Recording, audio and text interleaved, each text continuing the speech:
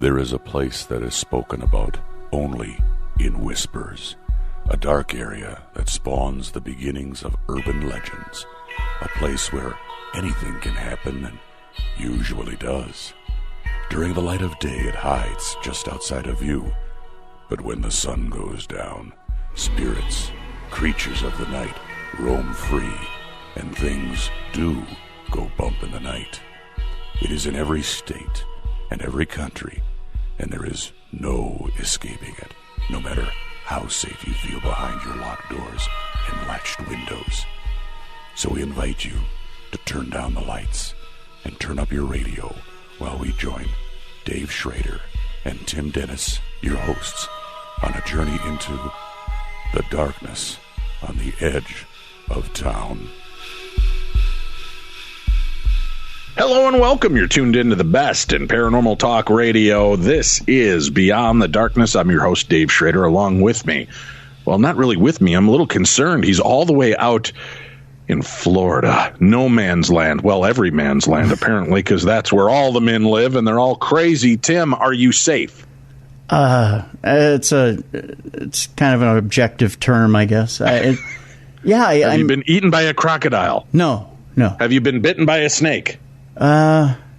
Have you been held up at knife point by a man wearing no pants and a Darth Vader mask? Yeah, they call it Thursday here. Yeah, that is true. Yeah. All right. Well, you're in Florida. Today is Supernatural News Day. Let's get the ball rolling. Where are we going to begin today's journey in supernatural news, Tim? The tourist attraction dropping its ghostly status because it's scaring people off, Dave. You know, haunted ghost tours are not what they used to be. And it turns out that when you show up to these things, evidently you get scared. Who knew? I didn't. I figured you just showed up to these things. It was a good old-fashioned, romp in the hay and you're gone. What? Romp in the hay? Well, yeah, I mean, you don't. I can never find you at these damn paranormal conferences. That's not what you do? No, you're supposed to be hunting ghosts and talking to people, not romping in hay. Oh. Good Lord, man. I got it all wrong then.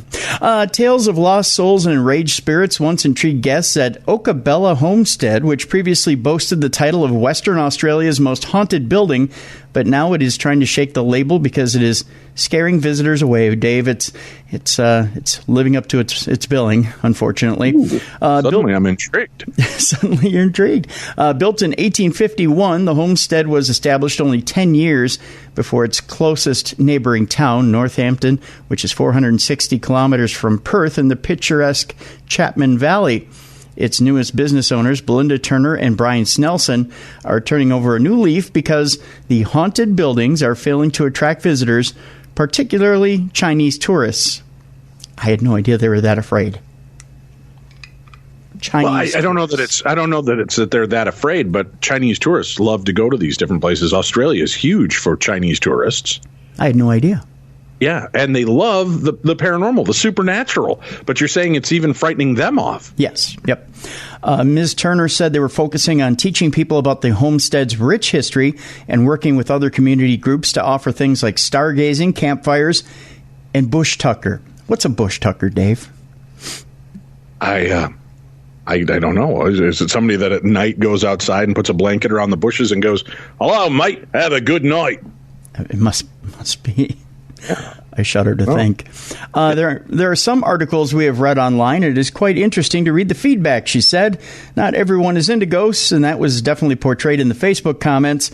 People will not come here if they think it is haunted, so that is why we're bringing it back to the history. The Midwest region is a popular place for Chinese tourists, like locations like the Port Gregory Pink Lakes and the, is it Abrolhos Islands? Yeah, sure. Proving to be a major natural draw card. You do know I live in Minnesota, right? Well, I don't know the names of all these things. But you've been to this country, Dave. Yeah, but you know where I was? Practically your backyard. I was in Rougarou County. Yeah, Rougarou That's County? Australian for beer. Yeah. I was there, and that's it. That's it. So I don't know much. Melbourne, I think. Sydney. I think I was in Sydney because I saw the Opera House. I mean, this is like your old stomping grounds. I mean, you practically went to high school. I was pretty much forced. I was chained to a radiator in my room until I was called upon for the conferences. Yeah. I was fed gruel. I think. Yeah, I told you, they wouldn't make scrambled eggs for me. They wouldn't? In Australia. It was crazy. Yeah, I'm being dead serious. But anyway, so there's a lot going on, is what you're saying, and it's so active that it's scaring people off, so they're going to actually turn their back on the paranormal aspect of this.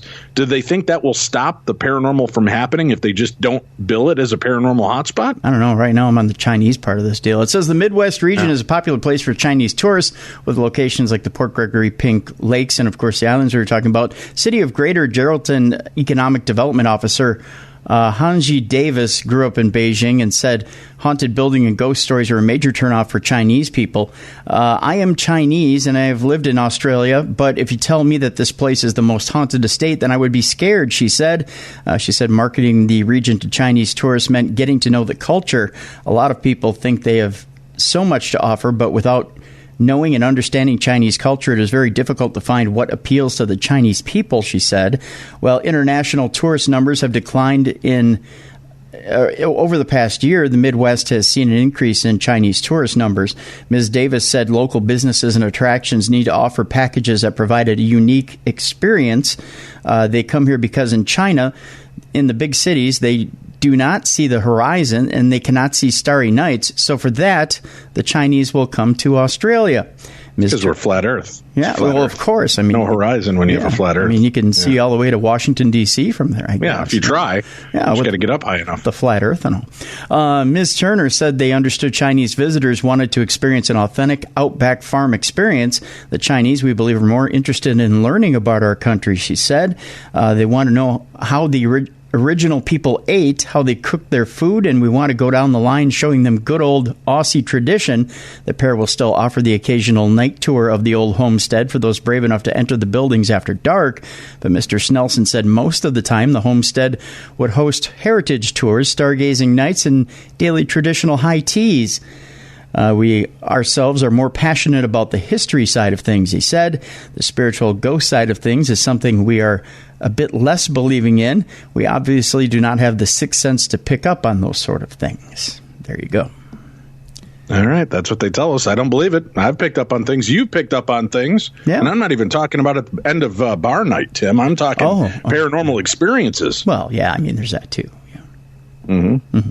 Yeah. Or is that when bush tuckers work most? Yeah, I mean, the end of bar night? I like a good bush tucking after a heavy night at the bar. So. Who doesn't? Who doesn't? Yeah. The film studio behind Get Out and Paranormal Activity is coming to Hulu, Dave. Hulu? Yeah. Who knew Hulu? All right. Yeah. What's going on? For a monthly horror anthology series that debuts this October. The narrow line separating television and film just got a whole lot narrower. Hulu announced that they have ordered a monthly horror anthology series from Blumhouse TV, the television arm of uber successful horror studio headed by Jason Blum. Blumhouse Productions has brought Get Out, The Purge, Paranormal Activity, and more to cinemas. The new series is titled Into the Dark and will debut a new supersized episode each month starting on October 5th for 12 months, according to a Hulu press release, with Variety first reporting the news. Each of the 12 episodes will be loosely based on or influenced by a holiday occurring in that month. Oh, I shudder to think about Arbor Day, Dave. I really do. Not Arbor Day. Yeah, that's the scariest of all holidays. Unfortunately, November's offering won't be Eli Roth's Thanksgiving, but don't hold that against us if it is. The first is The Body, not the Stephen King novella, though King's Castle Rock does debut on Hulu in July. It's directed by Paul Davis. The Body is based on Davis's short film by the same name and stars Tom Bateman of Murder on the Orient Express, Rebecca Rittenhouse of The Mindy Project, Aurora Perrineau of Blumhouse's Truth or Dare, David Hall of Crazy Ex-Girlfriend, and Ray Santiago of Ash vs. the Evil Dead. And Hulu has described the plot thusly. That'll be the only time I'll use that word today. Set in the selfie culture of Los Angeles on Halloween night, The Body follows a sophisticated, overconfident hitman who always carries out his work in style. He decides to take things even further one day by transporting his latest victim in plain sight, correctly assuming that self-absorbed LA partiers will simply be enamored with his elaborate costume. Eventually, as his window of opportunity to dispose of the body begins to close, Wilkes' true colors will reveal themselves to some groupies that have latched onto him. It will become a battle of will and wits. There's that. Then November's supersized episode, some may call them films, will be Flesh and Blood, directed by Patrick Lussier of My Bloody Valentine, and will be released on Friday, November 2nd. And per Hulu, they say that Dermot Mulroney will star as Henry, a doting father trying to help his daughter. Kimberly, a teenager suffering from agoraphobia who has not left the house since her mother's still unsolved murder, will be part of that cast. Kimberly is played by newcomer Dana Silver, and Tembi Locke of Eureka plays her therapist. Set on the evening of Thanksgiving, a year after her mother's death, Kimberly begins to suspect that she is in danger in her home, but she can't leave and doesn't know anyone that she can trust. The headwinds of pop culture seem to be blowing in the direction of both serialization and anthology simultaneously. The most successful films in the world now, the Marvel Cinematic Universe, have adopted some serialization from television, while the most buzzed-about TV shows, Black Mirror and American Horror Story, have adopted some film festival and anthological aspects from movies. Into the Dark appears to continue the two trends while also incorporating one thing in pop culture that never goes out of style, and that is horror. Horror, you say? Horror. Hey, I know I just shot you one of the stories recently. There's another TV show I'm pretty excited about coming out. They've been talking about this, and Into the Shadows is going to get the TV turn. Have you seen that yet? I did see the story briefly. You're talking about the hit horror comedy mockumentary, What We Do in the Shadows. It's being developed into a TV series for FX, documented by Daily Dead. FX has issued a press release announcing the What We Do in the Shadows series. The show will be based on the movie and will feature the same name. Each episode will be a half hour long, and the first season will consist of 10 episodes. Co-creators Jermaine Clement and Taika Waititi, hey, he did that Thor movie, didn't he? Will be the executive producers, and the pair also starred in the film alongside Johnny, I believe, is it Brew? Might be Brew. When What We Do in the Shadows was released in 2014, it quickly gained a cult following, and it remains one of the highest-rated horror movies on Amazon Prime. Out of over 3,500 votes, the film has 4.5 out of 5 stars. The movie follows 3 vampires, Viago, Vladislav, and Deacon, who have lived together for hundreds of years in Wellington, New Zealand. The mockumentary reveals how the bloodsuckers struggle with the minutiae of everyday life, like keeping up with house chores, paying the rent, and the drama that comes with having multiple roommates. The FX series will share a similar premise, but the trio of vamps will be living in New York City. There's no news yet on the cast for the series, but fans will probably love to see, the original stars reprise their roles. It is, it's pretty cool. Have you ever watched the mockumentary? I have not, no. It's funny that they put it in horror. I mean, I get the idea because it's about vampires and werewolves, but it's really a comedy, and it is so well done. And especially kind of tapping into that market of the whole Twilight realm and kind of, cashing in on real reality TV. It's really well done, dude. I think you'd get a kick out of it. If you haven't watched it, try it out. Watch it. It says here, too, that there's also a feature-length sequel to the film coming out with a working title of Werewolves. And believe it or not, it's about werewolves. Awesome. Yeah, it says the sequel focuses on the werewolves that were depicted in the first film. The creative duo is also planning a New Zealand series, Wellington Paranormal, based on the 2 cops, Karen and Mike, who were briefly featured in the movie. The show was originally titled Paranormal Event Response Unit. There you go. The werewolves are hilarious. Yeah. They're proper. It's funny. It's there's just a cute scene where they come in. I think they're like passing by the vampires, and they start they're all in human form at that time, and they're kind of goading each other on like street gangs. Mm-hmm. And the one starts swearing, and the lead werewolf is like, hey, we're werewolves, not swearwolves. It's a really clever series, or a movie, I should say. So check it out. All right, where are we off to next? Next, we will go to Turkey's Coram, where a mystery girl shows up crying at a cemetery at night and becomes a sensation. Wow. Kind of an odd twist.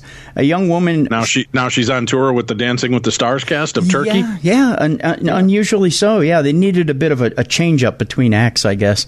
A young woman showing up at a cemetery and crying in front of a grave for 5 nights in a row has caused a stir in Turkey's central city of Coram. Employees at the Grand Ulu Cemetery, located in the city's, I believe it's the Sepni neighborhood, saw the unidentified woman, believed to be 17 or 18 years old, on the night of April 26, crying next to a grave. The same girl was also seen near the grave of Fatma C., who died in 1982, in the next 3 nights. The issue turned into a local sensation, prompting officials to leave a note by the grave on April 30th, asking the girl to contact them if she needs help or support. The police launched a search operation to find the girl, as the locals were both curious and frightened by the incident. Many locals arrived on the scene to see whether the girl will come by the grave, only to be turned away by police. The girl, wearing black clothing and red shoes, came by the grave Tuesday night but ran away in the dark as the police were trying to catch her. On Wednesday, the police had to set up a security barrier around the cemetery to keep away some 300 curious bystanders, with some bringing snacks, waiting to see if the girl would come again. A group of youngsters tried to enter the cemetery through the wall with a ladder, leading to a brief scuffle with police and 4 people being detained.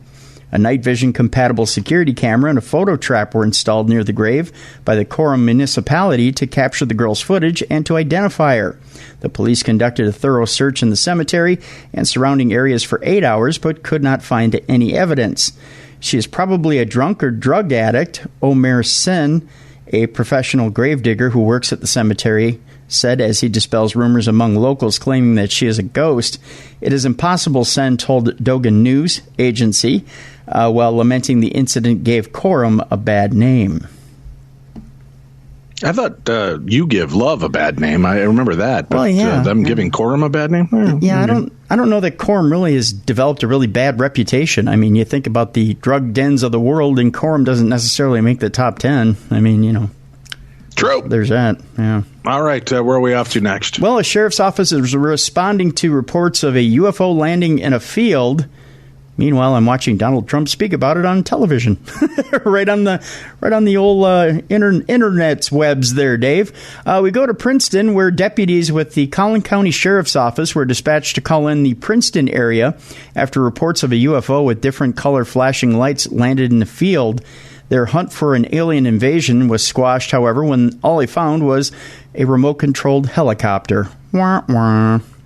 The department had fun with the investigation, though, talking about it with a tongue-in-cheek post on Facebook. Oh, you silly, silly police. It said, "Breaking news, we are no longer on the hunt for a UFO or alien invasion, but we could still use your help," the post began on Facebook.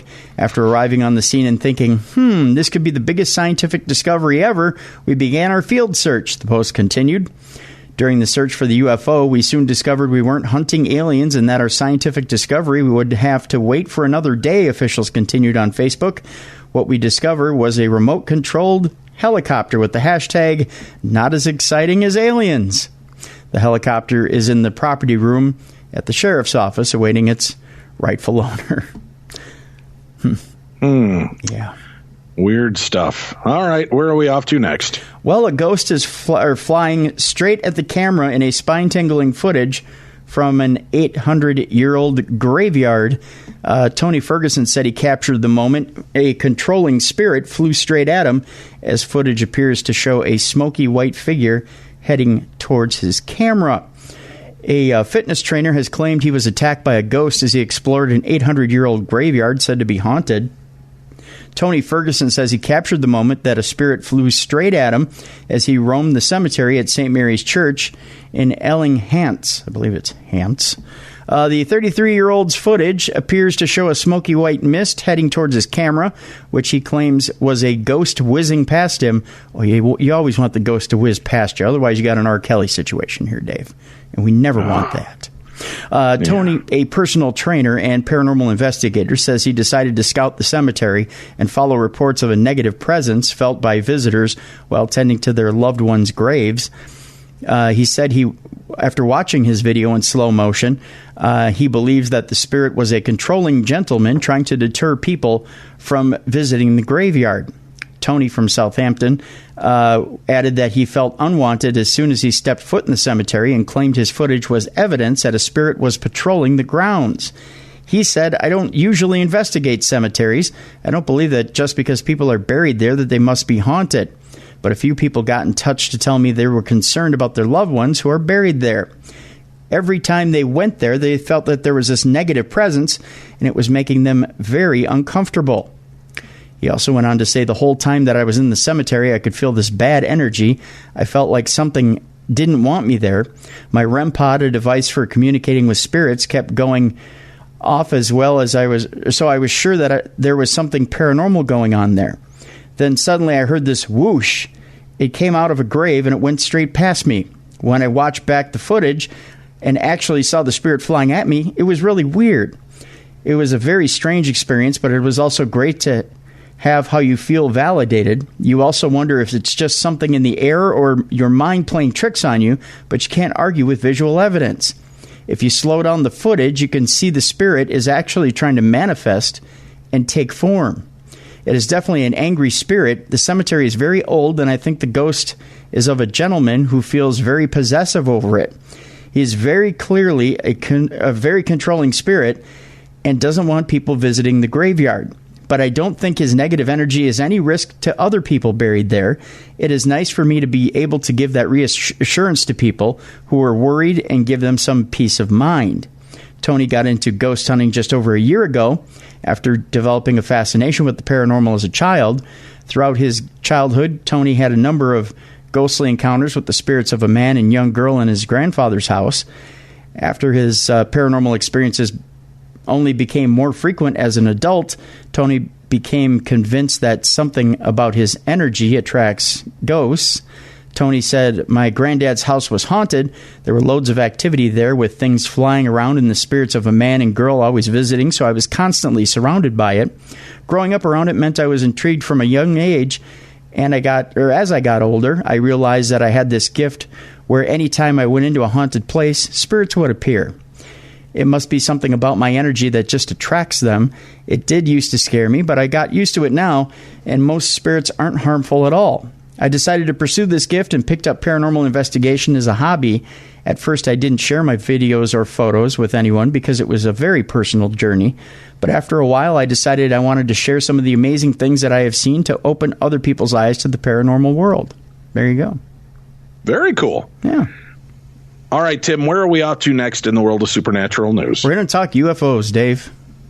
Okay, what's going on? Military pilots are interacting with UFOs in the local skies, or are they? That's the question mark here, Dave. What? Put a question mark after it, Dave, because that's the question. I'm being all cryptic and stuff. Wow. We go to Virginia Beach, Virginia, where recently released videos purport to show military pilots seeing UFOs, but what exactly are they seeing? The group, To the Stars Academy for Arts and Science, obtained the videos, say that they're evidence that pilots are coming into contact with unidentified foreign objects, not flying objects, Dave, foreign objects. Interesting. Rob Swiatek, a UFO researcher and board member of the Mutual UFO Network, or the kids call it MUFON, Dave, says that... So do us old guys. Oh, they do? Really? Yeah. Yeah. Maybe because they don't have much time left. Maybe that's could be. Yeah, we got to shorten everything. Move on. Say that these types of sightings have been happening for decades. We can't really explain it, Swiatek said. The UFOs seem to be moving in intelligent manners, intelligent patterns, and it does not seem to be a natural phenomenon.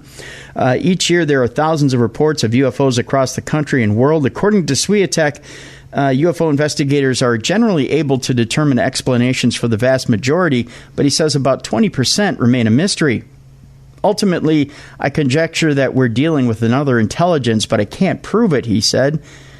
Following the release of the videos, there's a renewed interest in whether or not aliens are piloting UFOs.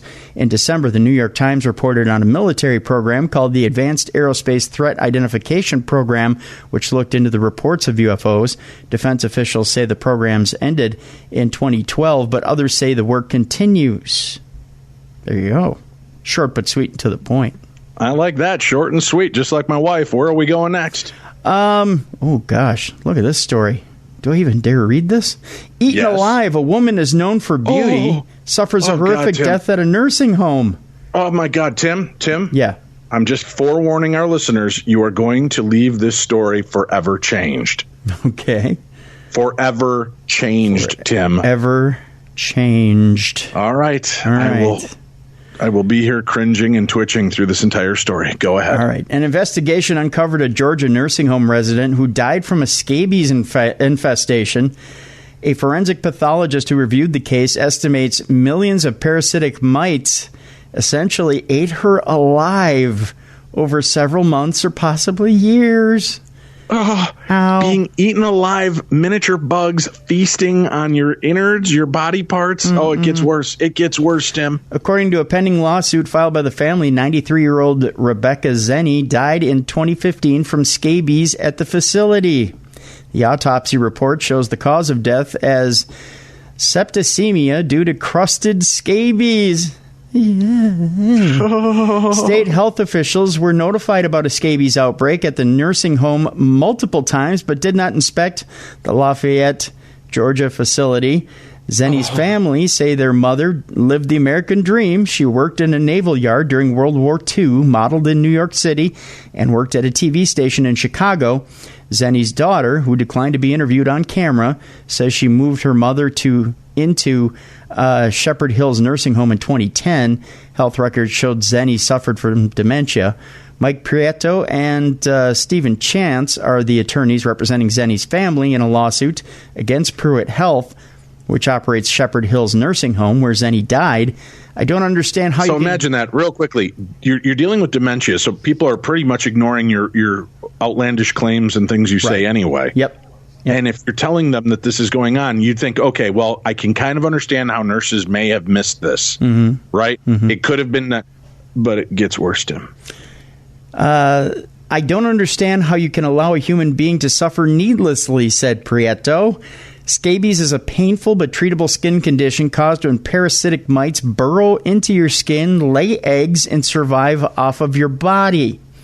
Pictures of Zenny before her death show skin flaking off and one of her hands blackened. Chance claims staff were told not to touch Zenny's hand. There was a conversation at this nursing home with a healthcare provider about being careful about touching Ms. Zenny's hand for fear that it might fall off of her body.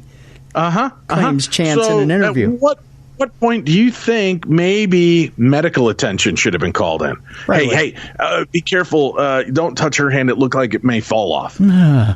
Yeah, might want to get that checked. I don't know. I'm not. Listen, I'm no hypochondriac. I am now. Yes, right. Are you not itching right now? My skin is crawling. But this is horrific. This is what, folks, don't just put your people in an old folks home and forget about them. Visit, show them love and attention, whether they're all there or not. Part of you is getting through to them. And this couldn't go on. This shouldn't go on. Oh, her hand was blackening, and they were so worried they didn't want anybody to touch it. So does that mean she didn't get bathed, Tim? It's got to mean that, yeah. Oh, my God. Or barely bathed, one or the other. People are like, what does this have to do with the paranormal? Hey, we talk about all kinds of scary things. This, to me, is horrifying. Tim, we worry about AI. We worry about the rise of the Terminators, the zombie apocalypse, perhaps talking apes taking over the world. What if it's that we're going to be devoured by microscopic scabies? 11 Alive News asked forensic pathologist Dr. Chris Sperry to review Zenny's autopsy report. He's the former chief medical examiner at the Georgia Bureau of Investigation. Sperry says he go on record saying, ew, yeah. ew. He literally crawled up the wall. Sperry says he's personally conducted more than 6,000 autopsies and has supervised more than 80,000 others. And this is one of the most horrendous things I've ever seen in my career as a forensic pathologist, said Sperry about Zenny's autopsy report. Sperry estimates hundreds of millions of mites were living inside Zenny at the time of her death. Hundreds of millions. Yeah. He doesn't think it's an exaggeration to assume she was essentially eaten alive and that she likely died a painful death. Having seen what I've seen with Ms. Zenny, I think that is frankly a good characterization, said Sperry. I would seriously consider calling this a homicide by neglect. A local television station called and emailed Pruitt's health chairman, and a communications director, and an attorney representing the company numerous times for a response. Not one person responded. Not one. According to a response to the lawsuit, Pruitt attorneys denied all of the claims outlined in Zenny's lawsuit, writing, Pruitt Health denies that it is a medical or health care provider, and it therefore owed no legal duty to plaintiff or Miss Rebecca Zenny for which it could be held liable in this litigation. Wow. According to records obtained from the Georgia Department of Public Health, state officials were notified of a scabies outbreak at Zenny's facility in 2013 and 2015 before her death. In its June 4th, 2015 report, it shows at least 35 residents and staff were exposed to scabies. Instead of inspecting the facility in person, a state health department employee emailed a manual to the facility on how to treat scabies. 11 days later, Zenny passed away.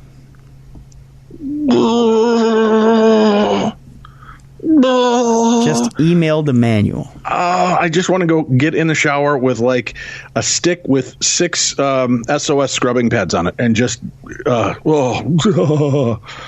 Do you hear the story about the woman, the news story about the woman who had the cockroach in her ear?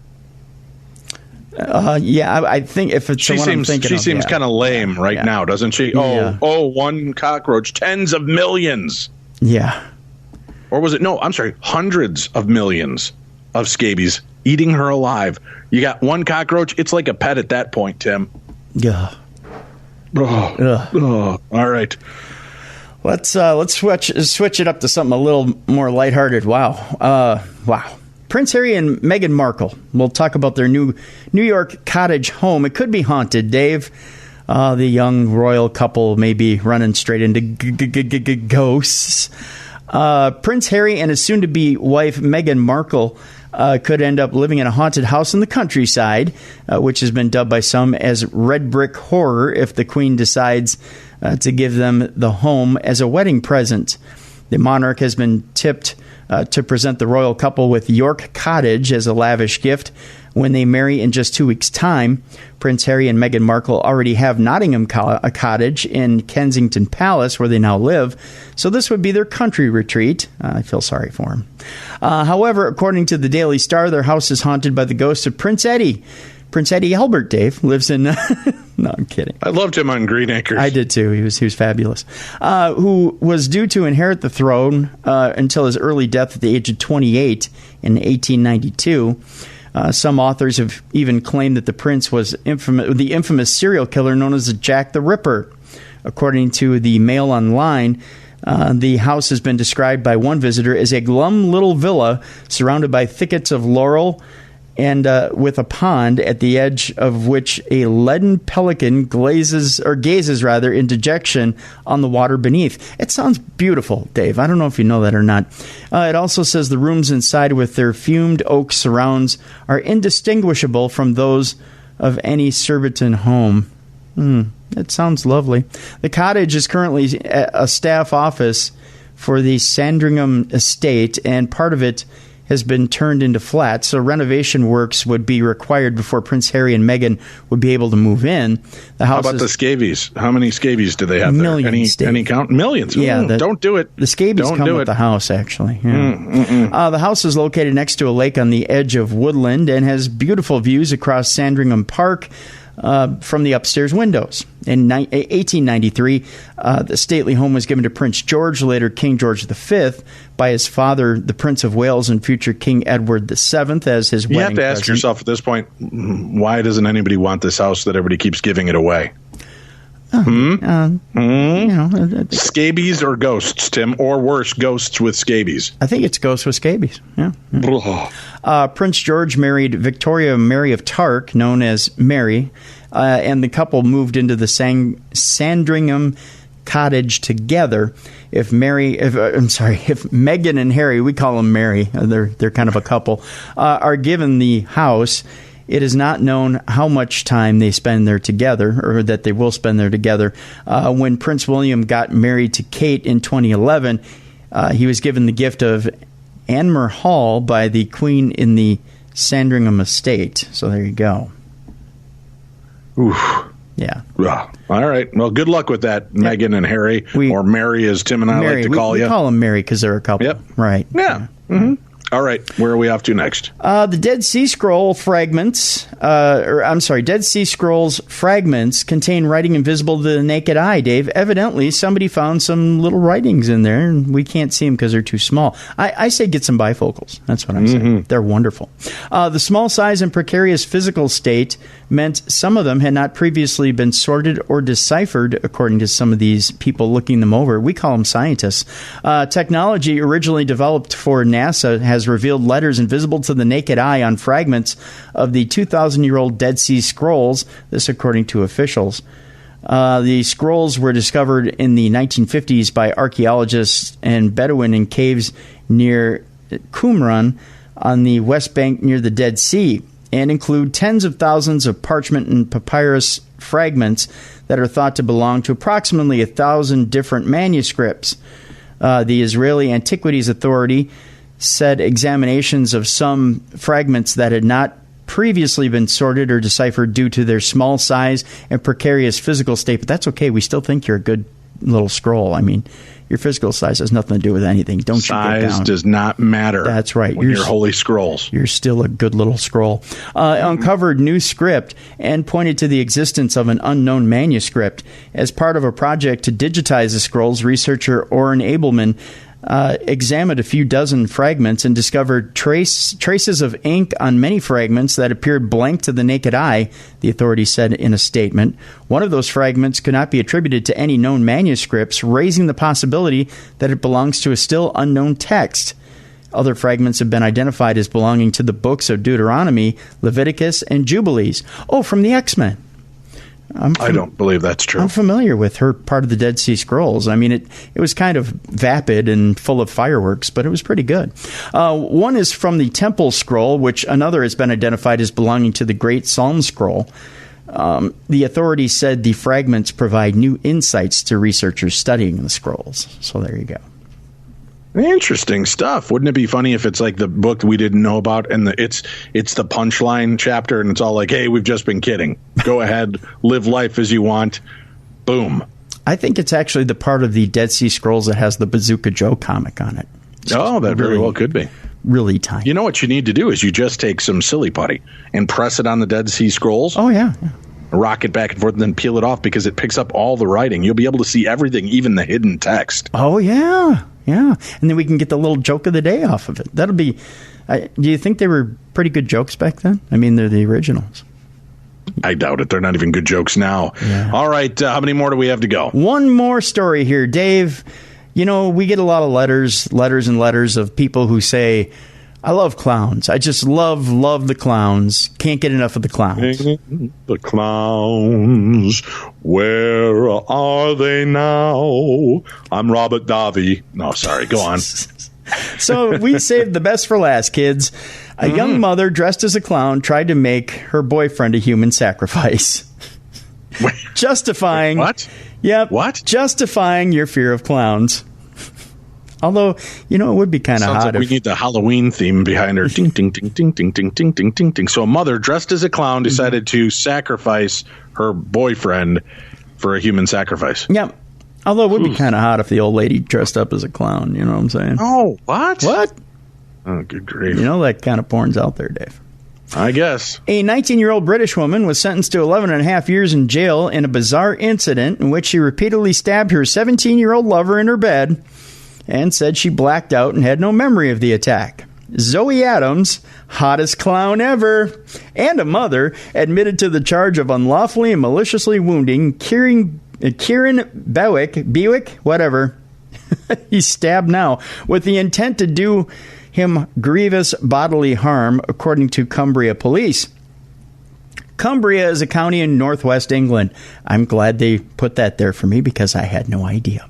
According to the Telegraph, Adams had been dressed up as a clown, the cutest thing ever, and placed a pillow over, we'll just say it's Bewick's. I sound like Elmer Fudd. Bewick's head. Yeah, it does. Yeah, Bewick. During the sexual encounter. Oh, she is so hot. I want to meet this chick. Dressed up as a clown, put a pillow over his head, so there's a little asphyxiation going on. Cumbria's police said Adams explained to the court that it was to make it more kink, quote unquote. Dave, I want to meet this girl. I think she's going to be single real soon. I think so too.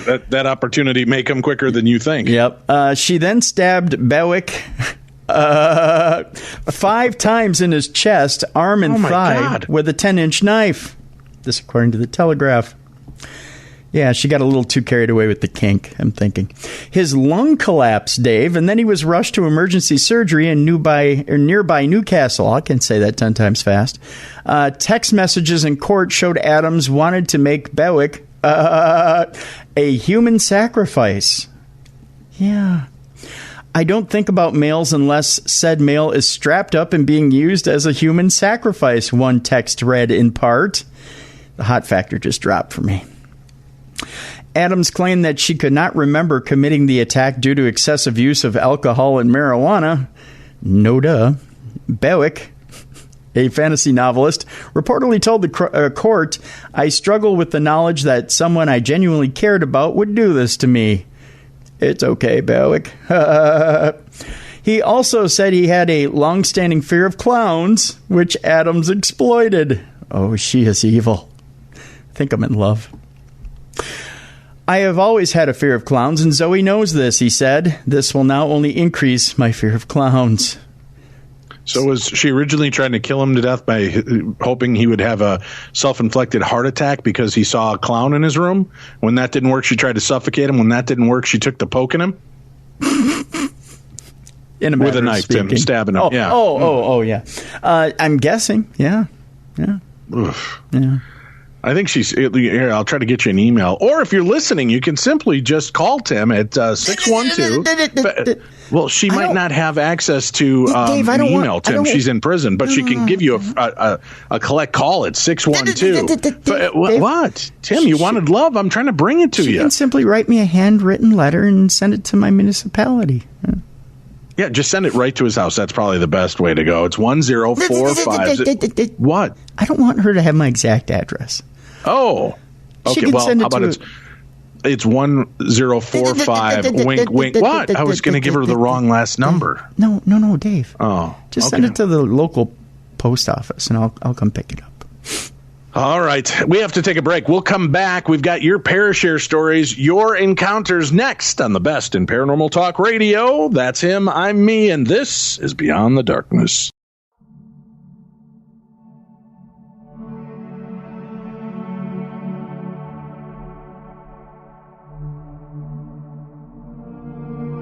Beyond the Darkness.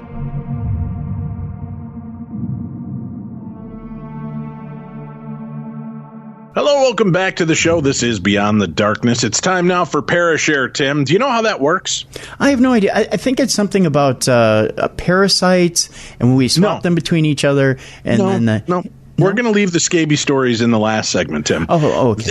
This segment, the ParaShare, which we love to do, is a staple of our show and will continue to be forever, is your stories. The listeners can send in their personal accounts of the paranormal, and we're going to share them on the show. How cool is that? Very cool. We're also working on a new telos system, Tim, so we should be able to start taking phone calls so people can call in and share their stories as well. Isn't that pretty neat? Very neat. That's what's going on. So let's get started, though. We've got some emails to get to, Tim. Hey, Tim and Dave. I hope this email finds you well. I was catching up on the episodes of the podcast when I heard you say that you wanted to hear some haunted hospital stories. So I figured I would send you a strange encounter I had at my previous job. If I may, I would like to let you know a little about myself. I was a cardiac nurse for 8 years at a local hospital in my hometown in Tennessee. I left that job several years ago to fulfill a dream of becoming a police officer. So needless to say, I analyze things through the lenses of science and facts. That's what makes what I'm about to tell you hard for me to believe. If I hadn't seen it with my own 2 eyes, I wouldn't believe it. Several years ago, I was working night shift on a medical surgical floor. There were 3 different nursing teams on the floor, each team covering 10 rooms. Is this going to be a math test at the end of this, Tim? Do I have to kick off a shoe to keep up and figure out what the number is? I'm now completely naked trying to figure this out. Oh, God. During a lull in the action, I walked to the back nurse's station to talk to a buddy of mine about borrowing a vial of insulin. While we were talking, I saw something moving in my peripheral vision. When I looked up, I saw an elderly man with thinning white hair standing in the doorway. I noticed he was wearing a standard hospital gown and green non-slip socks. I assumed it was a patient needing something. Often patients get bored just lying around, and if they need something, they just stand in the doorway instead of hitting the call light. I looked at this gentleman and said, "Give me a second, I'll be right in." He just smiled and walked back into the room. So after grabbing some insulin, I went into the room to see if he needed a refill of water or perhaps even a snack. As I entered the room, I stopped dead in my tracks. The room, Tim, it was empty. Uh-oh.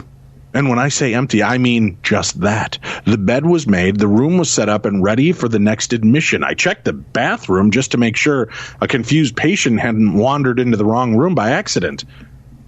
But again, I found nothing. When I walked out of the room, I guess I had a confused look on my face because as I looked at the nurse at the nurse's station, he asked, "Did the patient not need anything?" I told him, "There's no patient. The room is empty." He asked, "Where did he go?" "I don't know," is all I could say. This experience wasn't ominous or scary, just confusing. This is probably the strangest thing I've ever experienced. And I haven't had an experience like that since. But at least I know I'm not crazy, because the nurse I was talking to saw him as well. Keep up the good work. Your show makes these long nights on patrol much more enjoyable. Joey Beasley. All right, Joey, thank you for sharing that. That was, I still think that's a little weird and chilling. Very, yeah. Maybe I'm just, I'm too jaded, Tim. No? All right. Just another blah, blah, blah is how this email starts. I have no idea where this is going now. All right. This could go horribly bad for all of us. Hello, Dave and Tim, as it should be. I hope you and your loved ones are well. Forgive me for any spelling and punctuation errors. I'm using my broken cell phone to send this story. I transferred to a new office for my employer and family, and I relocated to the Mojave County in Arizona. My wife, kids, and I were staying with a friend of hers for a few weeks. While we were getting situated, we were in a one-bedroom casita, so space was very limited. My wife and kids were asleep on the main floor in bed, and I was asleep on a mattress next to the bed. Our dresser mirror was directly behind my head while I was asleep. I was awakened one morning, and I wound up looking into the mirror and noticed a very large humanoid shadow walking away from where I was laying. I stood up immediately, and there was the shadow, larger than me, and I'm 6'3", and in somewhat decent shape.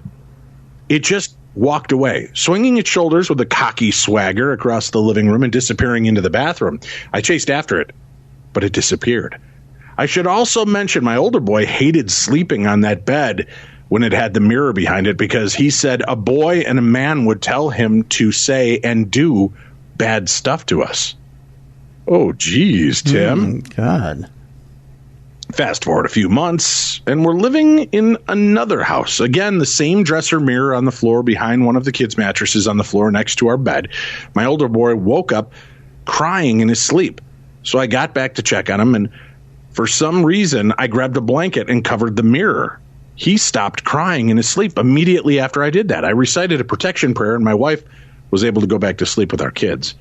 A week later, lights are flashing and a lot of noises were waking my wife. I was sitting on the sofa with our 3-year-old in my arms, and our 4-year-old is asleep next to me. So I recited both of St. Michael's novenas, and everything became peaceful enough to go to sleep. We wound up moving to a new and hopefully permanent house. My wife refuses to get rid of that dresser mirror, but I told her it's not coming into the house. I wrapped it up in a large blanket, and I keep it in the garage for now. It had been fairly peaceful ever since. Apologies for the long email, and again, thanks for all the work you both do. Always a faithful listener, Ed. Thank you, Ed. You know, Zach Bagans might want to buy that mirror and put it up in his museum. Did you hear about his newest acquisition, Tim? No, what's that? So Zach Bagans, you know, he's got the Haunted Museum in Las Vegas. And you remember when Donald Trump was running for president? Yeah. Remember the naked Trump statues that were popping up? Oh, I did see that. Yeah. All of them but one has been destroyed. He bought it for $28,000, Tim. No. And he's going to position it in there. Is that the real Hall of Horrors he's trying to show us? A naked Donald Trump? Is that what he's going to start the scare off with? No. Really? That's a real thing. Oh, my God. Some kids and their money, huh? Hey, Dave and Tim. Sorry it took me a while to write this, as it has to do with a story of mine that you read last year called The Pink Pen. It was a story about my mother, who had passed away several years ago. It had been a week after the submission of my story. It was 5 a.m., and I was on my way to work, listening to your podcast, as I always did. At the time, you had the podcast split up into 3 sections, and on my way in the morning, I had started on the first. My drive was about 20 minutes or so, and as I approached the parking lot, I paused the podcast using the top scroll on my phone. About 10 minutes later, I was in my office and settled in, ready to continue listening. I hit play using the top scroll to resume your podcast. About 2 seconds into it, Dave started to read my story. I couldn't believe it. I was thrilled. It was such an amazing feeling to hear you read one of my stories on air. Once you were finished reading it, I paused it so that I could linger in the moment. But then as I sat there, I began to think, how strange, because you guys never do ParaShare in the first hour of the podcast. It's normally in the third. So I immediately opened my phone, went into the app, and saw that it was exactly 13 minutes and 60 some odd seconds into the third hour. What the hell, I thought. What are the chances that my phone had glitched to that exact moment? I hadn't even gone into the app. I was using my top scroll to play and resume every time. After trying to debunk and come up with not a single explanation, I felt like maybe my mom wanted me to hear my story being played that morning, and perhaps it was her way of letting me know that she's still very much around. Hope you all enjoyed. I still listen to your show every chance I get. I'm hoping one day I'll get the chance to do one of your European trips. Till then, keep up the good work. Christine from Rockaway. Well, thank you, Christine from Rockaway. What a great update on your story. Hey, we're going to Romania. You can check that out. Go to darknessevents.com. All the events I'll be a part of, including my Romanian trip, which will be taking place in September of 2018. There are still a few slots available. You just go to darknessevents.com, click on any one of the banners, and you'll be able to check out all the information there. All right. Here's an email, Tim. Are you ready for this? Yep. Hi. Hi. I'm a new member here. I guess I would describe myself as someone open to the possibility of paranormal, but not really into it big time.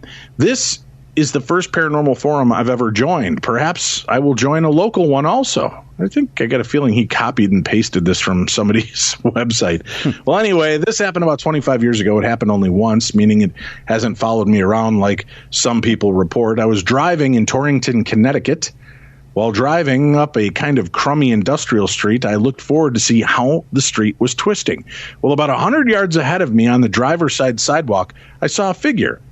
I could tell he or she was 1, dark, 2, tall, 3, walking very fast as if in a hurry to get somewhere. Now, my wife was in the car also. I kept my eyes on it. As I approached him or her, perhaps within 30 yards, he suddenly whipped around, Tim. He whipped around looking straight at him. Whoa. Now I saw the entire figure, dressed all in black, big, floppy, black leather hat, big, floppy, black cape, black suit, except for a white shirt with perhaps a red string tie, black pointy boots or shoes. He was very tall, over 6'6", and extremely thin. His face, well, it was very long and thin also. He had a jutting jaw, huge dark eyes, heavy brow, and his most prominent feature, an absolutely incredibly long nose. I mean, stunningly so. He was grinning, but not a friendly or cocky grin. It was a menacing, mean grin, a grin that someone would use when they were saying, "I got you," or something hideous like that. And he kept looking at me as I drove past him. Just me, not the car, not my wife, nothing but me. Or so it felt. As I drove past him, I looked in the rearview mirror. He kept his eyes on me. His grin was wider, and perhaps he was laughing. I'd forgotten. I kept driving until he was out of sight. My wife saw him. She confirmed what I saw. Nowadays, though, she isn't so sure. Was this thing perhaps the Hat Man? I've read up on this, and while some things match, others don't. His features were clear, not shadowy. But I was filled with dread, even though it was daytime and there was nothing to really get freaked out about. I don't really shake easy, but he got burned into my head and has been there for 25 years. I've never seen him again. He didn't follow me, and thank God I couldn't handle that. But there was something sinister about him. Usually if I see a weirdo, I may feel sorry for him or her, but this wasn't the case. I was scared, plain and simple. Any ideas? Am I just making a mountain out of a molehill? Thanks for any advice. I'm looking forward to hearing from you. I thought that this was my first and only time seeing this character. I even began feeling guilty that I thought this poor soul may have been evil. But now, 20 years later, to my amazement, I had a second encounter with this thing. This time, under much more puzzling circumstances. I was driving home from work, the road damp from a slight drizzle that had stuck around all day. I'm usually a fast driver, always driving the max speed allowed by Connecticut law. I'm not used to being passed by other vehicles, but looking in my side mirror, I could tell that a car was about to pass me with ease. As he pulled even with me, the car slowed down in order to match my speed and stare into my car. At first, I thought it was a friend who recognized my vehicle. Looking into the car, I saw a man driving all decked out in a big Three Musketeers type hat. I thought he was simply a weird dude until he turned to meet my stare, and it all came rushing back. This was the same guy, or looked like the dude I saw 25 years ago. Same gigantic nose, cheesy mustache, and goatee. Same huge chin. And then he smiled. And it all came flooding back, that terrifying, taunting, evil, teeth-filled grin that sends shivers up my spine. And then something really weird happened to him. Throwing his head back in what I saw as a terrific laugh, or a terrifying laugh, he sped up and pulled ahead of me in the left lane. Then I experienced something I cannot explain. When he was about 20 yards ahead of me, he suddenly took a right-hand turn at 70 miles an hour. He didn't pull into my lane. He just made a 90-degree turn like one would do when turning the corner of a street. I missed his rear quarter panel by mere inches. When I looked in the rearview mirror, I expected to see him spin out of control or smash into another vehicle, but I simply saw him traveling across the highway, heading at high speeds towards the wall lining the freeway. Not a chance he could avoid it. He was hustling towards a sure fatal crash with the wall, when all of a sudden he simply disappeared. There was no crashing sound, no nothing. He was gone. Needless to say, I was shocked. How could a car doing 70 make a 90-degree turn? How did he just disappear? How could I have been the only other car on a busy highway during rush hour? And why 25 years later? Hatman? Weirdo? This episode is much harder to explain than the initial meeting. That's my story. This thing is a creep. Seems to enjoy scaring the shit out of me. Oh, and to make things even weirder, my wife now swears she remembers no such being ever crossing paths with us. Thank you so much for your patience, and that's Nick. Wow, that's creepy, Nick. What do I think it is? I don't know. It could be what they call a harbinger, and harbingers usually show up prior to something negative happening. Maybe he veered in front of you to slow you down enough that you avoided another accident you don't know about up the road. There's a lot of possibilities. If I answered, I'd just be giving you the best guesstimation I've got. Tim, do you have any insight? I'm with you on it, in that there's so many different possibilities of why that could have happened that you can't speculate on just one. Like Dave said, it could have been any myriad amount of reasons. That could have been not only to save your life, but maybe to avoid it. You might have been slowed down maybe to even save somebody else's life. There might have been a chain reaction in which your slowing down could have saved yourself and maybe many others. You don't know. There you have it. That's something to consider. And since we're talking about cars, Tim, Here are some useful car tips you may not be aware of. If you're speeding down the road in Connecticut at top speeds, Tim, and you see a car with a dark-headed man and a long, pointy nose turn and smile and grin at you, you may want to slow down. Did you also know that a coffee filter and a little bit of olive oil can clean your interior? Removing excess weight from your car is going to help improve gas mileage, and you can place your key fob to your chin to increase its range. Weird, right? Well, here's another tip you might not be aware of. TrueCar helps people find used cars. That's right. TrueCar isn't just for buying new cars. With their certified dealer network and nationwide inventory of nearly 1 million used cars, you'll enjoy real pricing on actual inventory and a simpler buying experience, whether you buy new or used. And with TrueCar, users can see what others paid, so they know if they're getting a good deal before buying. They're also more likely to enjoy a faster buying experience by connecting with TrueCar certified dealers. When you're ready to buy a new or used car, check out TrueCar and enjoy a more confident car buying experience. Some features, like tall, gangly hatmen and long black leather jackets and big creepy hats, are not in all states, Tim. Some features are not featured in all states.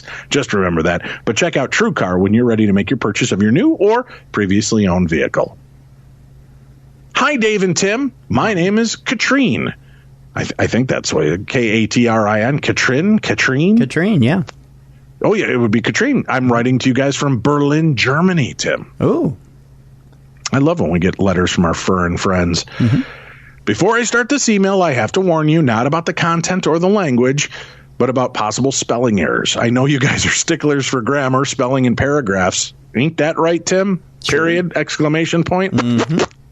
So here's so I love how she says this. I have to laugh, Katrina. I have to laugh because this is how I'm going to read it exactly as it's written, Tim. Okay. With all flaws in this first paragraph. All right. Notice when the flaws begin. Okay.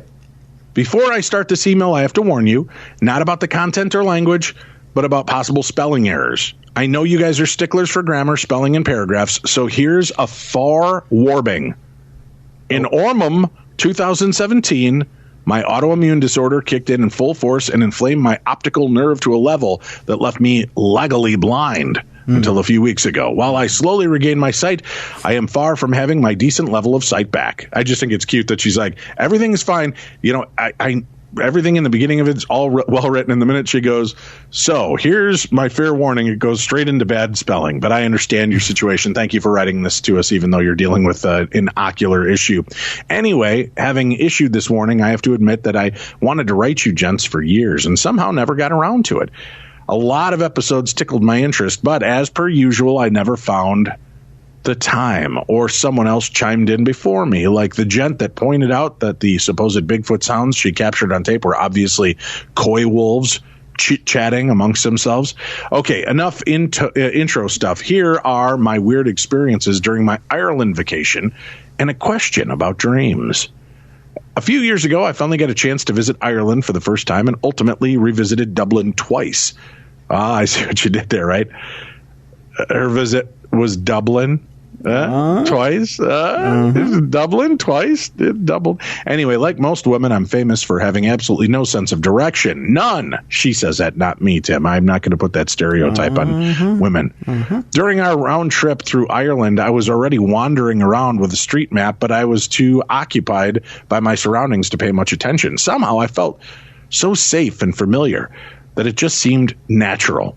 Things got seriously weird during my first trip to Dublin. I traveled with my mom, who just figured that I had studied the city beforehand, as I had become mildly obsessed with Ireland. I strolled through the city like I had always lived there and pointed out interests like I had been a tour guide for years. Here's the really weird thing. One of the places we visited was an old jail that had held prisoners from the Independence Uprising and was later used as a setting for several movies. While the place might have been slightly familiar from movies I had seen, it felt utterly and completely familiar as soon as we stepped into the main building. Even though I felt the sadness, fear, and depression and desperation that always hovers in these places, there was also an instant feeling of being protected, safe, almost as though someone constantly had their hand on my shoulder whispering, "It's okay. There's no more harm here." Could you hear that, Tim? Was it too quiet? Huh? Oh, I split from the group and explored the rotunda by myself. I peeked down a set of stairs that led into a cellar that seemed darker than it should have been, but it didn't set off any alarm bells in my mind. I then ventured into one of the cells to study the pictures and framed newspaper articles that covered the walls. The moment I walked into the cell, I was hit by a wall of fear and complete panic. I was sure that the door was going to close behind me and I would never get out of this place again. I literally was sure I was going to die in this cell. I was shaking when I turned to leave, and suddenly the light changed. Even though the sun was shining brightly through the little window, the bright white walls were now dark and gray. The pictures and frames had vanished, and the murmur of tourist voices had quieted down to a level that it was almost inaudible. I pretty much ran out of the cell and ran right into my mom. The murmuring returned, and when I looked back at the cell, everything was back to normal. I have to apologize. I'm having a little bit of trouble reading through this because there are so many misspellings, Tim. But I understand that our guest, our author here, is having eye issues, but it's the stumbling point, so bear with me. Mm-hmm. Later on, we were out in the yard, and I found myself in front of a small black cross that marked the wall where prisoners had been shot. All I remember is the urge to cross myself. I'm not even close to being religious, let alone Christian, and a deep sense of sadness. My mom ultimately collected me and we left. According to her, I spent several minutes there. I have no memory of that. Several years later, I was back with a friend and could, of course, not resist going back there. Funny thing, we decided to walk there, and I had trouble finding the place, even with a map. Every other trip through Dublin went smoothly as per usual. During our second visit, the urge to cross myself already hit me in the little chapel. Still not religious, but the cell that had scared me out of my skull seemed like a regular place. Then again, that stairway down to the cellar, I couldn't even get close to it. I was damn sure that someone was going to appear in that doorframe. I wasn't going to wait until my suspicion was proven correct. My friend, being a lot more tuned into the supernatural than I am, thinks that there might be a connection to the Emerald Isle, has something to do with a past life or having an old soul. All I know is that I found it impossible to truly feel at home in Berlin. Okay, here's my question. Sorry for the rambling Ireland story. This one is about dreams. On your shows, you repeatedly talked about dreams, about repetitious places and scenes, but I'm not aware of anyone mentioning that their dreams or sleep phase started with the same images or visions. When I was quite young, I had a Murphy bed that could be turned into something that looked like a regular cabinet. Due to the setup, there was a small space between the bed frame mattress and the wall. Most of the nights, my dreams started with the feeling of being dragged down into the space by an unseen force. My body slid down between the bed frame and the wall, my sight being blocked for a moment by the wooden bed frame. Then I could actually see what had collected under my bed during the day, including dog toys from our pup, followed by the concrete floor. After that, I would usually start to dream. This only happened in our flat, never in our summer residence. We spent the summer in a garden colony where I had a similar bed, or during any of our vacations, a similarly eerie thing happened. Whenever my father worked the night shift and I slept on his side of the bed next to Mom, more often than not, I would see a white shining figure in the bedroom door. I could not see a face or definitive outlines. All I remember is that it scared the living daylights out of me. I would jump out of bed, run to the nearest wall, and run up the run to the nearest wall and run up the wall. The room stays exactly the same, and I was aware that I was up on the wall, the ceiling being on my left side like a normal wall. I would run around the perimeter of the room, still seeing the top of the wall, noticing the cabinets on my right side. They covered one of the sides of the bedroom wall, and would ultimately approach the wall with the door. Thus, the door somehow scared me more than the thing behind me. Look, I had dreams where I was sitting in all kinds of hallways with staircases, but familiar places from houses I had never seen from the inside. I have a vivid memory of walking from a nap in a room with a long dark red curtains covering most of the French windows, knowing that the kid in the bed next to mine was a kid that would later be a classmate, even though my mom swears he never visited the family until I had been at school for a few years. But these two preludes to dreams always left me baffled. Any ideas or suggestions are most welcome. And unless my rambling bored you to tears, I'd be happy to provide you with more stories from Ireland or the weirdness I sometimes experience around my friends that are more tuned into the supernatural world. Thank you, from Caracosa. And that's Katrine. Well, Katrine, send in more stories. Just do me a favor. If you have a friend that can proof for you or hit the spell check, that'd make it a lot easier for me. It sounds to me like classic out-of-body experiences, astral projection, Tim. I don't know where you stand on that, but it sounds like that's what she was going through. The second story, when you're describing standing on when she's feeling herself sinking through the bed, through the, seeing the stuff underneath the floor, and as soon as she'd hit the concrete, she'd start dreaming.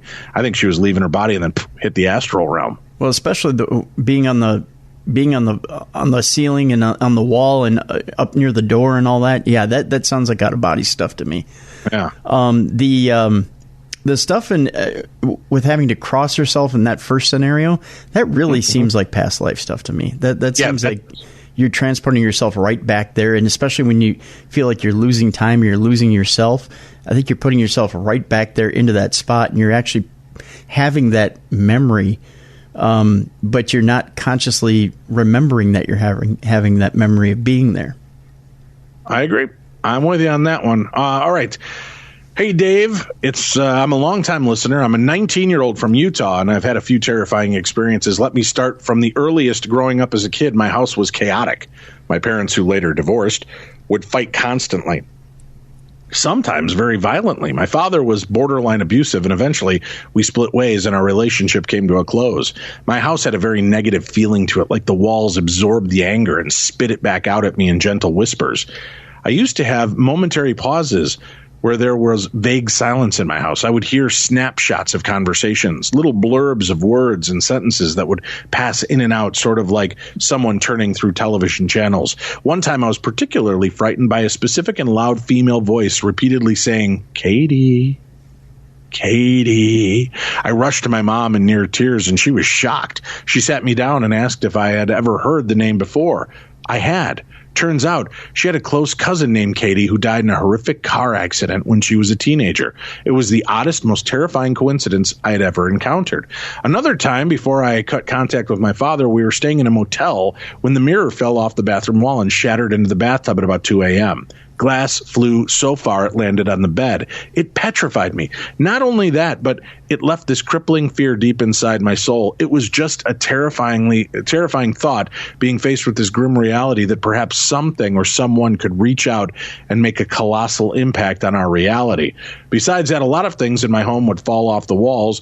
There would be knocks at night. I would see shifting shadows out of the corner of my eye. And at one point, I felt something almost evil slash my back. It left long white lines down my back between the patches of irritated skin where something touched me. The floor would creak above me like someone was walking across the floor. I had a few other things, but these are my primary experiences. Well, thank you for sharing with us, Alec. We appreciate that. It does sound interesting and weird. I do have to mention a funny story, Tim. Mm-hmm. So, I'm always open on the show. I've always been open on the show. And when I have weird stuff happen, I talk about it. So I got an email the other day, and this person's like, "Oh, so you moved into another haunted house. You need to go get a mental checkup." And, of course, the person's using a fake email forwarding address. Yeah. I just have to laugh. People, are you that lame? Here's the deal. You're not hurting my feelings. You must hate me, but you still listen, and that's all that matters. So I'm just going to send you a little electronic hug right now. That little hug from me to you. Thank you for listening. Whether you like me or not, thank you for being there and letting us take up your time. Oh. I'm a giver, Tim. I'm a giver. You are. All right. Okay. Ready, Tim? Ready. Our next and final email of the evening. All right. This is a long one, so we're going to get to it. All right. I've experienced a fair share of weird things in my life. Not exactly sure what was going on or how to explain them, but I know they're all happened, and none of them were dreams. I'll try to tell them in order, at least in the order that I remember them happening to me or someone I know. It may be a fairly long email, but I might as well send them all in one shot while I've got the chance. I must have been about 5 or 6 years old, 30 years now, living in Montreal at the time. My older sister and I shared a room back then. Since she was older, she had the top bunk and I slept on the lower part of the bunk. I remember, it's a bunk bed story, Tim. You know how I love bunk bed stories. Mm-hmm. The gateway to hell are beds that are made of bunk, Tim. Is that why they're called bunk beds? Since she was older, she had the top bunk. I slept on the lower part of the bunk bed. I remember the bed being up against a wall with my feet being close to a window. We lived on the ground floor of a 3-floor apartment building. My parents' room was down the hall and to the right, just near the front door. One night, I woke up to go to the bathroom, and I couldn't move.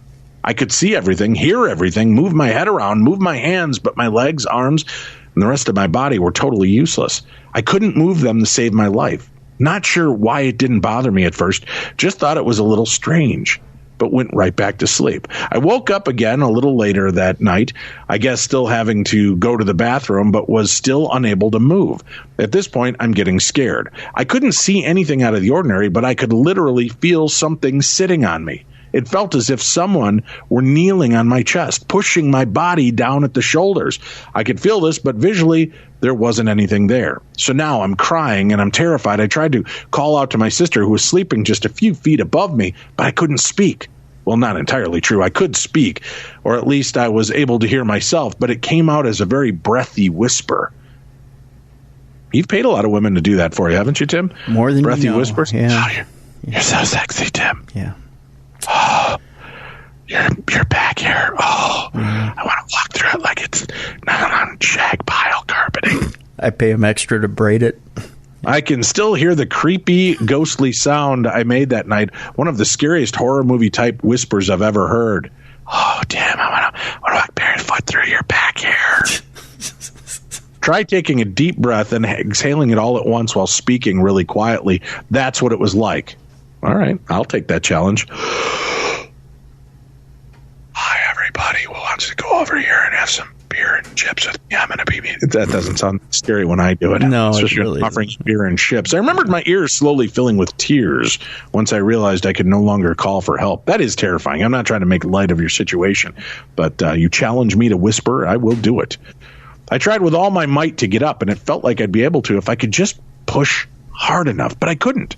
I just couldn't. I may as well have been trying to lift a truck. It wasn't heavy. I mean, it wasn't as if whatever it was hurting me because of its weight. I gave it all I had, but whatever was happening to me was just too much for a 6-year-old me to move.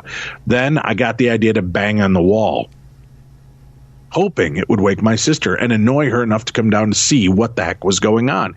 Even though the bed was literally against the wall, I wanted to bang. I couldn't reach it.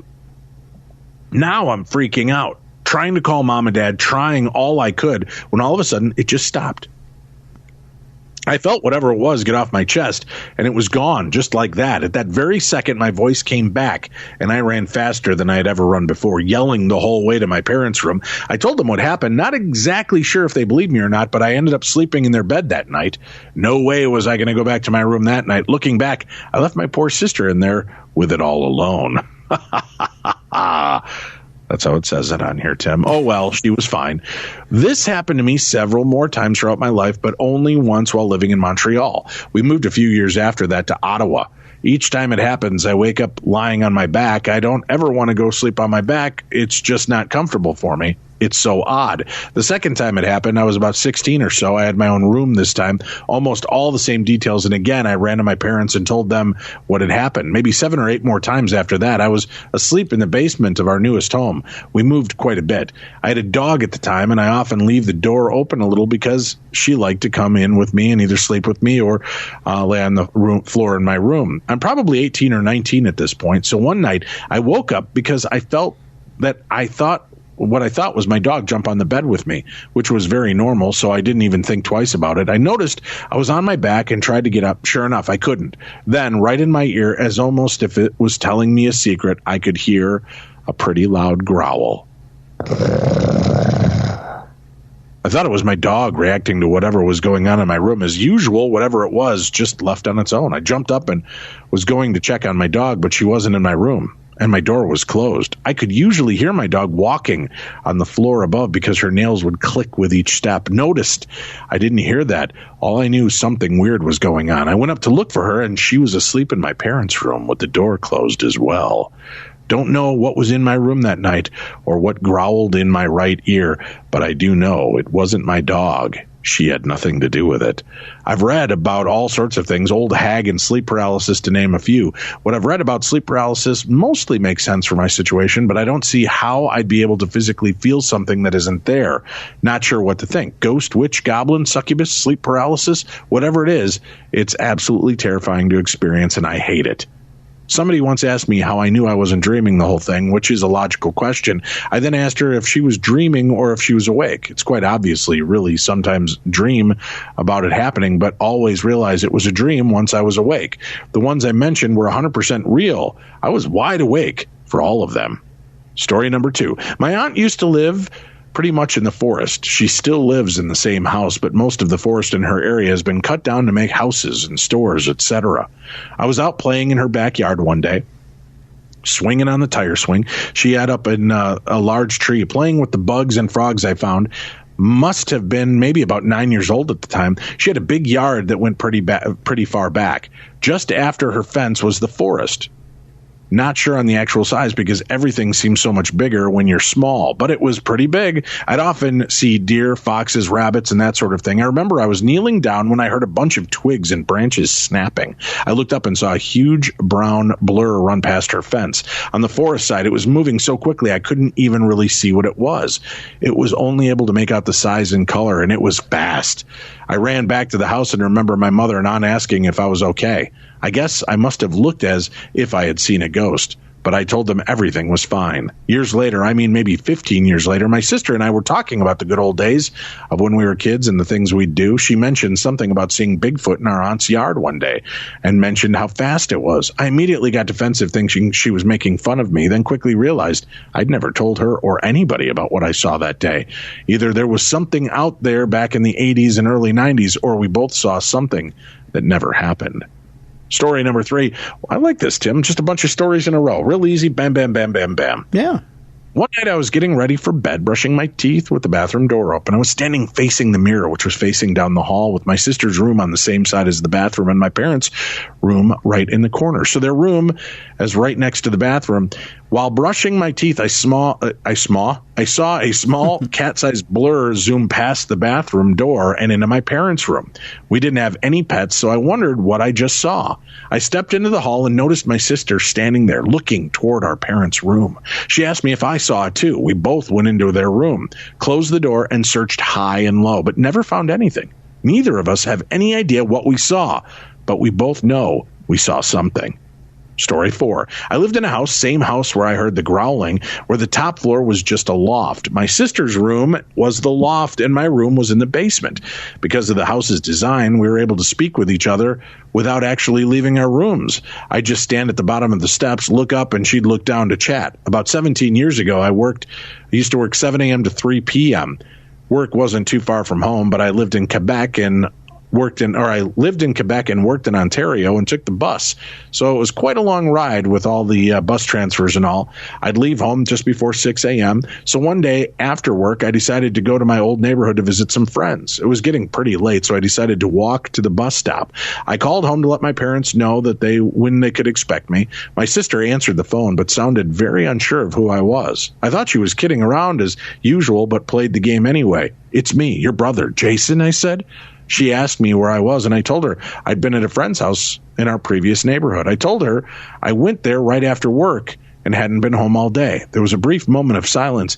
Then I was able to hear my mother talking in the background. She asked my sister who was on the phone. My mother took the phone from my sister and asked me who I was, and I told her and was confused at this point. She sounded really worried when I was explaining to her that I would be home soon. She told me that my sister and I have been talking like we normally do all night.